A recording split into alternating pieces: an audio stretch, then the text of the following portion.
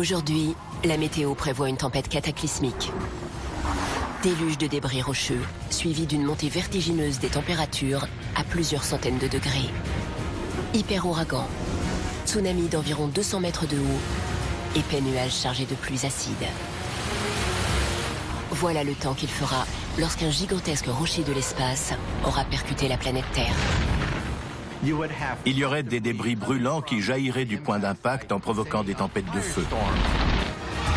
Un scénario qui s'est déjà produit et qui peut se reproduire. Aucun endroit sur Terre ne sera épargné par ce colosse. Une telle collision signifierait la fin de l'humanité. Et maintenant, préparez-vous à affronter la pire catastrophe naturelle qui menace notre planète. Notre système climatique est propre à la Terre.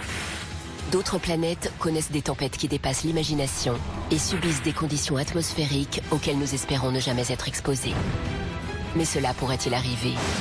Et si oui, pourrions-nous survivre à ces périls de l'espace?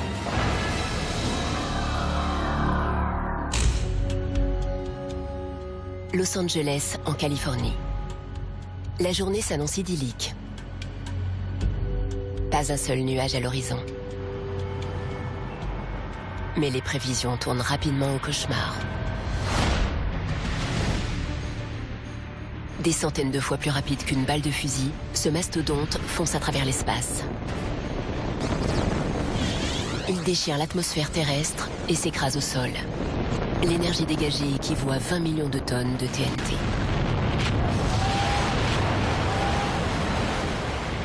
La mégapole de Los Angeles est entièrement rayée de la carte.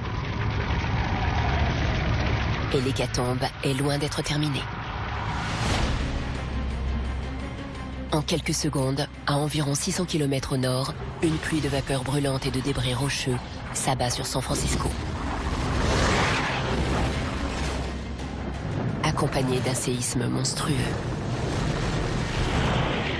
Une deuxième ville n'est bientôt plus que ruine. Les répercussions de la collision se font sentir dans tous les États-Unis. Des nuages de suie parcourent des milliers de kilomètres et même New York est recouverte de particules noires. Ces événements n'ont pas eu lieu, mais pourraient survenir si la Terre était la cible d'un gros météore, l'un des aléas les plus meurtriers de la météo spatiale. Penser le météore comme un facteur météorologique ou climatique est tout à fait pertinent. Quand on a des pluies incessantes de pierres et de glace, entrecoupées d'averses, ça relève bien du phénomène météo. Pour comprendre cette menace qui plane sur nous, il faut se replonger dans le passé. Les météores font partie des plus redoutables forces de la nature. Durant des milliards d'années, ils ont causé les pires intempéries possibles et les prévisionnistes affirment qu'ils recommenceront tôt ou tard. Aujourd'hui, l'essentiel des vestiges rocheux du système solaire primitif se trouve dans la ceinture d'astéroïdes entre Jupiter et Mars. Mais parfois, quand l'un d'eux en est éjecté, il se dirige alors droit vers la Terre. Dans l'espace, un rocher s'appelle un météoroïde. Mais dès qu'il entre dans l'atmosphère terrestre, il s'échauffe par frottement et se transforme en une boule de feu, le météore. Notre atmosphère, qui joue le rôle d'épaisse couche protectrice, vaporise la plupart des météores. Mais certains parviennent à passer à travers les mailles du filet. Lorsqu'ils tombent sur notre planète, ils prennent le nom de météorites. Et ces mystérieux blocs de roches et de métal peuvent justement bouleverser notre climat. Les météores réchauffent considérablement l'atmosphère en y déposant de la poussière pendant longtemps. À court terme, ils ont donc une incidence très importante sur la météo, mais aussi sur le climat à plus long terme. Depuis la formation du système solaire, la Terre et les autres planètes telluriques ont été bombardées par des millions de corps célestes. Aujourd'hui, moins de 200 cratères d'impact sont encore visibles à la surface du globe. Le vent, la pluie et la neige ont effacé la plupart de ces épisodes violents. Mais nous pouvons recenser les cratères sur notre voisine, la Lune, pour avoir un aperçu du nombre de chocs subis par la Terre autrefois. La Lune ne possède pas d'atmosphère, ni de climat, ni d'érosion. Il suffit de regarder sa surface pour voir sa cratérisation. Sur Terre, impossible d'oublier que les corps célestes constituent une réelle menace. Au cours des dernières décennies, des cinéastes amateurs les ont même filmés en train de s'écraser. En 1992, une boule de feu a balayé le ciel nocturne pour finir sa course sur une voiture à Peekskill, dans l'État de New York. Et à intervalles de plusieurs siècles, de grosses météorites ou astéroïdes risquent d'entrer en collision avec notre planète et de chambouler notre existence. Les conséquences d'un impact dépendent de la quantité d'énergie dégagée par le météore. Les spécimens très gros, très rapides, très denses en libèrent énormément.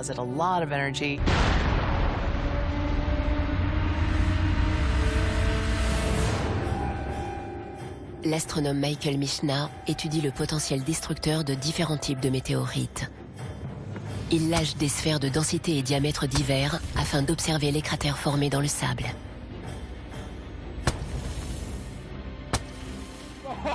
Oh la vache! Allons voir les dégâts de plus près. Voyons voir ça. Ça m'a l'air super. Le cratère de la bille d'acier, très dense, n'est pas beaucoup plus grand que la bille elle-même.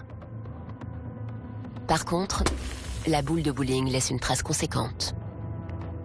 Le cratère formé est bien plus large que la boule, comme on pouvait s'y attendre. Le diamètre du cratère d'un corps céleste est généralement 10 à 20 fois supérieur à celui de l'élément de frappe. Passons à la plus grosse sphère, le Medicine Ball. Il a fait beaucoup plus de dégâts que les autres. Le cratère a un diamètre nettement supérieur à celui de l'élément de frappe. Et il est aussi bien plus profond, car le Medicine Ball est très très dense.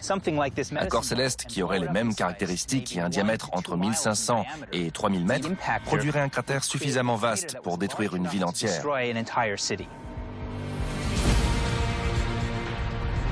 Les rochers venus de l'espace peuvent former un cratère ou raser une ville. Et ils peuvent surtout déclencher un désastre climatique qui dépasse l'imagination.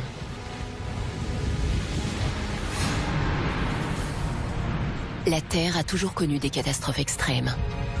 Ouragans, séismes, tsunamis, incendies de forêt. Mais imaginez qu'elles se produisent tout en même temps aux quatre coins de la planète. Selon les scientifiques, la Terre est percutée tous les 100 millions d'années par un astéroïde capable de semer pareil apocalypse. Sachant que le responsable de l'extinction des dinosaures a frappé il y a 65 millions d'années, de combien de temps disposons-nous encore ?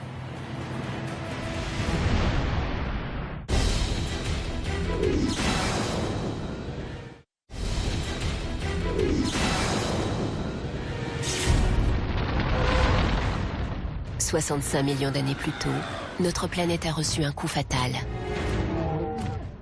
La plupart des scientifiques s'accordent à dire qu'un astéroïde de la taille de l'Everest a plongé dans l'océan au large de la péninsule du Yucatan, soit l'équivalent d'une bombe de 100 millions de mégatonnes.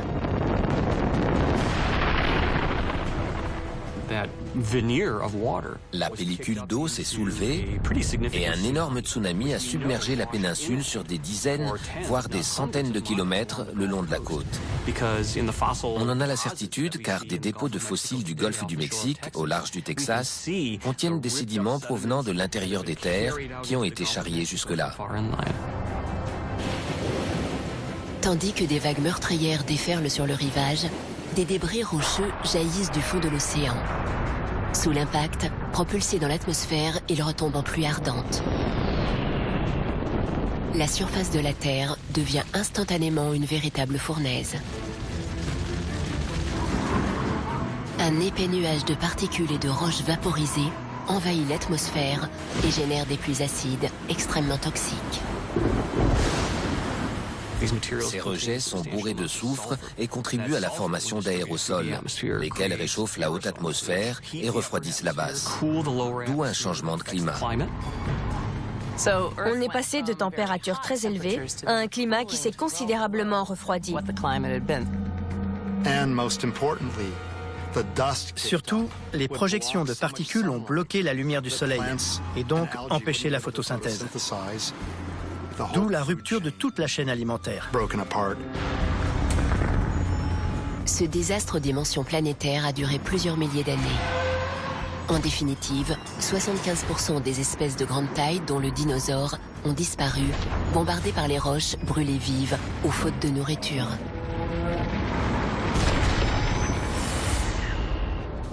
Quel dinosaure dominait l'Amérique du Nord? Les tyrannosaures. Que leur est-il arrivé? Ils ont probablement été carbonisés par l'impact. Si un astéroïde de même taille frappait de nouveau, l'homme risquerait de connaître le sort du T-Rex. Si un tel impact se reproduisait au Yucatan, des ouragans se déchaîneraient sur quasiment 2000 km dans toutes les directions. Des raz-de-marée inonderaient l'ensemble des régions côtières. 2 heures après l'impact dans le Yucatan, et environ 2500 km plus au nord, une pluie incandescente s'abattrait sur la ville de New York. Ces rafales de débris faucheront tout sur leur passage, comme des mitrailleuses. Une première salve qui sera meurtrière. La chaleur intense suffira à embraser journaux et feuilles mortes. Ensuite, le souffle pulvérisera les vitres. Le pont de Brooklyn et d'autres structures anciennes seront endommagées, voire totalement détruites. Et la fureur dévastatrice de l'astéroïde ne s'arrêterait pas là. Des feux de forêt se déclareraient partout. Les pluies acides se généraliseraient. Les températures grimperaient en flèche. Même dans notre monde moderne, un crash pareil risquerait de nous anéantir.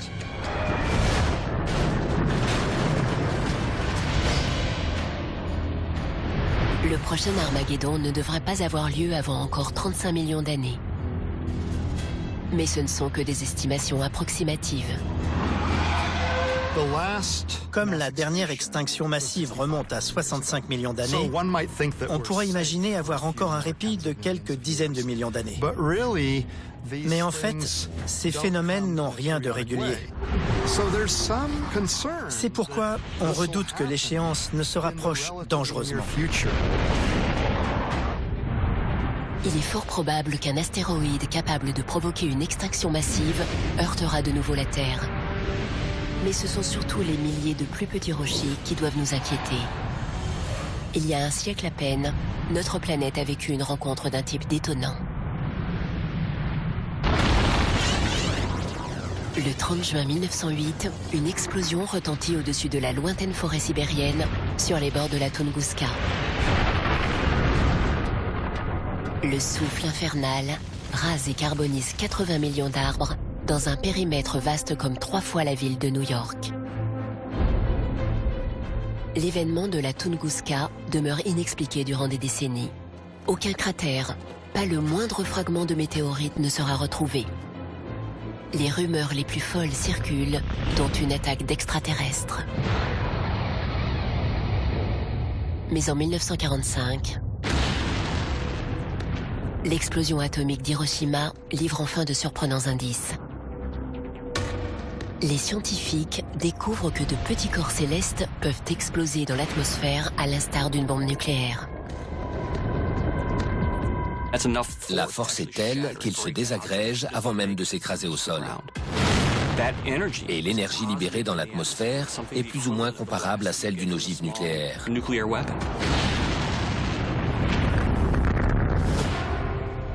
Les scientifiques sont désormais convaincus qu'un météoroïde, grand comme un demi-terrain de football, est entré dans l'atmosphère au-dessus de la forêt sibérienne. Lui s'est pulvérisé au contact de l'atmosphère. Mais le souffle brûlant, engendré par l'explosion, s'est propagé à travers la toundra. Bilan, plus de 2500 km² carbonisés. L'onde de choc et le vent produits par un impact éclipsent, si je puis dire, nos plus grosses tempêtes. On ne voit pas de cratères, juste des arbres qui ont été aplatis. Comme si une main géante venue de l'espace s'était abattue sur la forêt en l'écrasant dans toutes les directions. Heureusement, la zone du désastre n'était pas habitée et personne n'a été tué. De mémoire d'homme, l'événement de la Tunguska serait le plus gros impact de météoroïdes connu.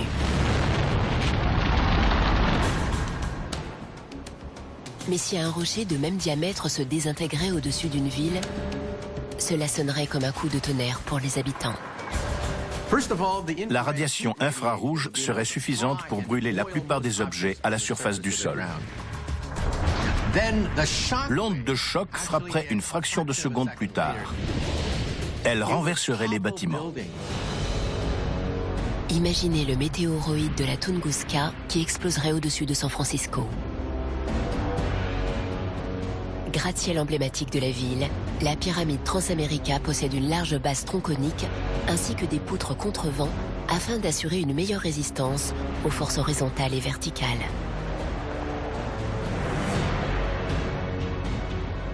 Pourtant, même elle ne sortirait pas indemne de la violence du choc.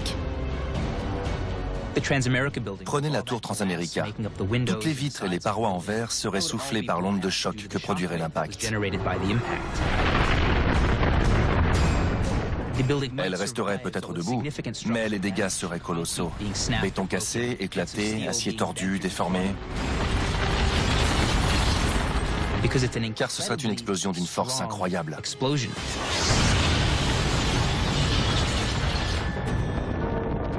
D'après les estimations, un météore de ce type traverse l'atmosphère terrestre à peu près tous les 100 ans. L'événement de la Tunguska, qui date déjà de plus d'un siècle, est un rappel à la réalité.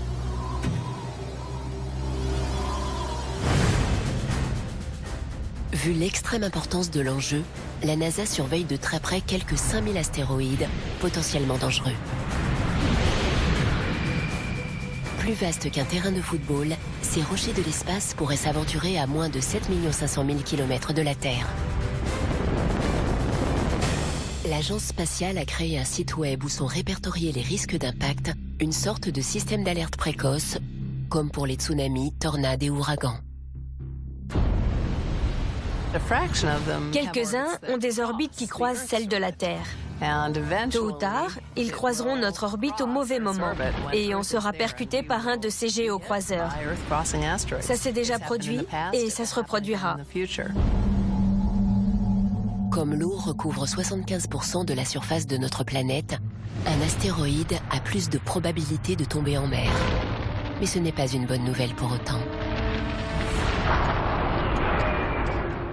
L'impact pourrait en effet déclencher des vagues 30 fois plus hautes que les récents tsunamis qui ont frappé le Japon et l'Indonésie.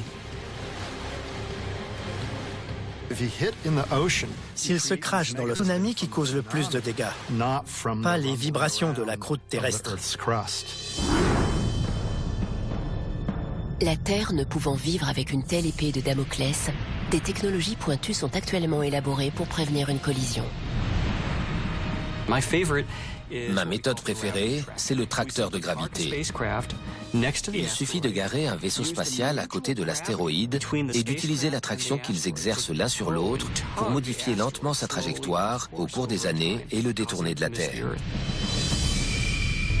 Comme pour toute catastrophe naturelle, le nerf de la guerre n'est autre que le temps, car organiser une contre-attaque peut prendre des années, voire des décennies. Et il existe des millions d'astéroïdes dangereux qui n'ont pas encore été détectés. C'est maintenant qu'on doit mettre au point des technologies pour aller sur les astéroïdes, pour comprendre leur composition et trouver comment les dévier afin d'éviter une collision catastrophique. L'avenir de notre planète est loin d'être assuré. Si nous ne tenons pas compte des avertissements, un rocher de l'espace pourrait se transformer en tempête qui décimerait l'humanité.